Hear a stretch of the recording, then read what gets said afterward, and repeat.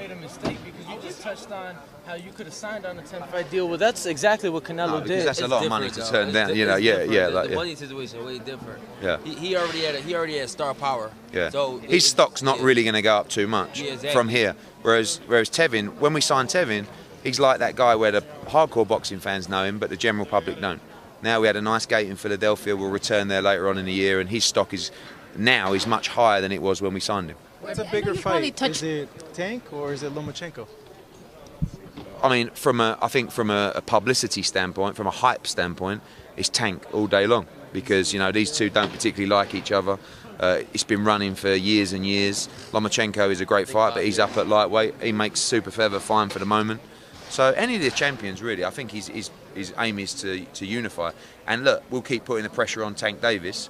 At the end of the day, if he doesn't fight Tevin, and then Tevin goes to unify the division, then the game changes, you know, and we want him to accumulate belts. One day, I'd love that fight to be the undisputed fight. Eddie, I know you probably touched on this, but if I could just get your comments on how Anthony Joshua, Andy Ruiz came about. Quite simply, we looked at the best heavyweights in the world. Luis Ortiz, you know, we made a huge offer to Luis Ortiz. They talked a good game and they got found out. Andy Ruiz, Trevor Bryan, Pulev, Michael Hunter, all these guys. I had to go with the guy that in my heart I believed would give the fans the best entertainment on June 1. The best fighter that would come and let his hands go, that wouldn't wilt under pressure, you know, that wouldn't come to survive, that wouldn't just come for the payday. And when I spoke to Andy Ruiz, you know, if Andy Ruiz was built like Anthony Joshua, aesthetically, he would be a massive star because he's a Mexican heavyweight that can really fight. Unfortunately, he looks more like me in a pair of shorts, right? So people look at him from the casual fans and go, oh, this guy can't beat Anthony Joshua. Speak to people in boxing.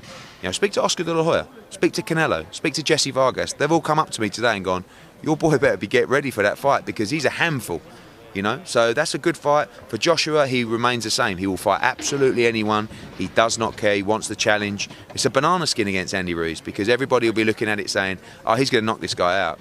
You know, I spoke to Ruiz this morning. He's so pumped for this fight. We're going to do a press conference here on Saturday with Andy. He'll be in town. You guys can see. He's up for this fight. It wasn't about the money. You know, it wasn't about politics. It was just give me a chance to seal my legacy to become Mexico's first world heavyweight champion. When was it finalized? When was it finalized? It was signed yesterday. It was signed yesterday. Yeah, but we agreed terms maybe 3 days before that. But he should have a Snickers deal. I think he needs to speak to his agent.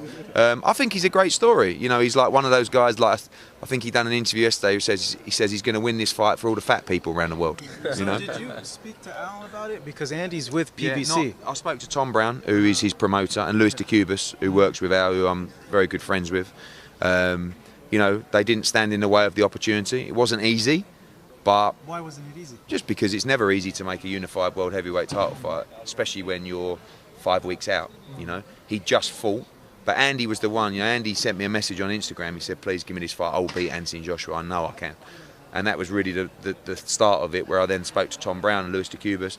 We finalised the details, and Andy signed yesterday. So all that talk then with all that talk then when people say, oh, you know, Al's blocking fights, it's difficult. Depends on the fighter, you know. So it's pretty straightforward. So it's not Al's fault, right?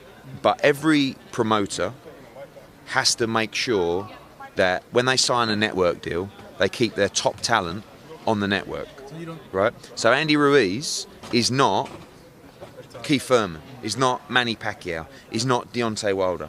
So you get to a stage with someone like Andy Ruiz where he will go to Al and say, please give me this chance, like don't let me lose this opportunity.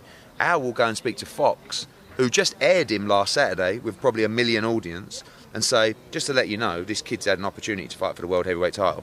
We shouldn't stand in his case. In that situation, as DAZN would do, where actually Tevin's a good example of that as well. You know, I would have to go to DAZN and say, look, Tank Davis will only fight Tevin if it's on Showtime. They may turn around and go, no, we don't want that. They wouldn't, because I would tell them, you can't ruin this opportunity for this kid. And that would be the same instance with Andy Ruiz, right? Now you get the bigger guys, Al can't afford, and to be honest, like we all can't afford. Like I can't, if Anthony Joshua signs a long-term deal with DAZN, it's very difficult for me to take a fight on another platform. That's just business. So when you say, oh, it's great that Al let him take his fight, yeah, he did let him take his fight, so he should do as well.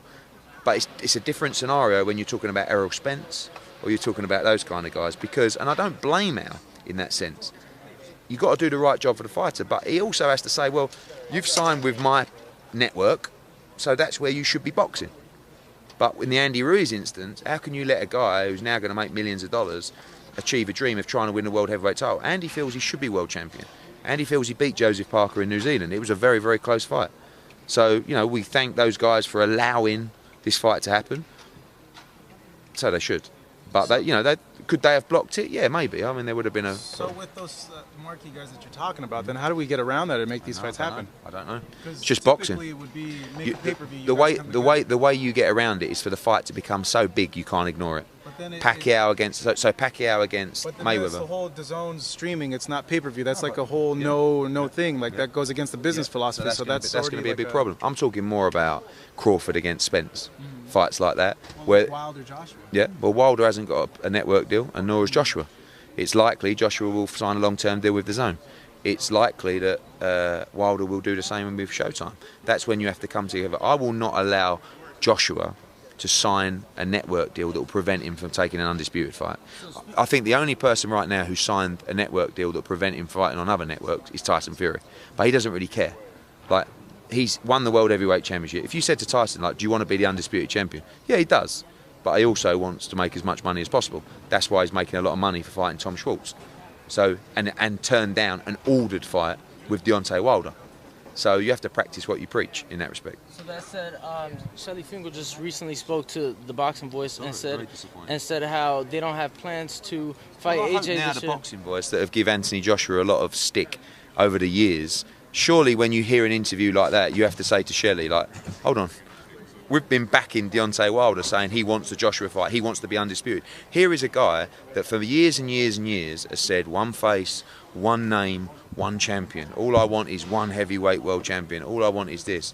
And you let a guy come out and say, no, we've got plans, we'll talk about that in a year's time. A year's time?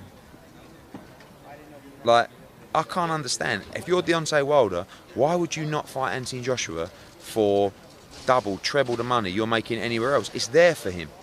You know, that's like Tevin turning down a fight for 3 or 4 times what he's making at the moment to be the undisputed champion. It wouldn't happen. So why is this happening? Don't you think maybe he was saying that to kind of stir the pot because he called back? No, I don't. Because I know he's not. Because I know that Ortiz has already been promised the Wilder fight. I know that Konaki has already been promised the Wilder fight. So we're not just talking about 2020, we might be talking about 2021 when Wilder's available. It's bullshit for the sport of boxing, it really is. And it's annoying because certain people without the brain capacity to understand what is happening presume that Anthony Joshua doesn't want to fight Deontay Wilder. You couldn't be more wrong. You could not be more wrong. This guy will fight anybody, anybody. And he was ready to fight Wilder a year ago, and he'll be ready to fight him in 2 years if he has to. But why can't we make it next? After Ruiz, after Brazil, if we win, why cannot we make that fight next? I don't understand.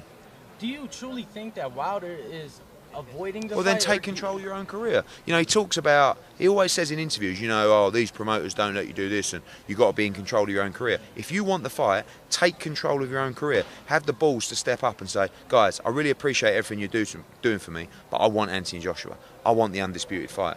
Don't let people talk you into, oh no, have another fight there, that's good. Make the fight the fans want to see. We can't make it any more plain and obvious.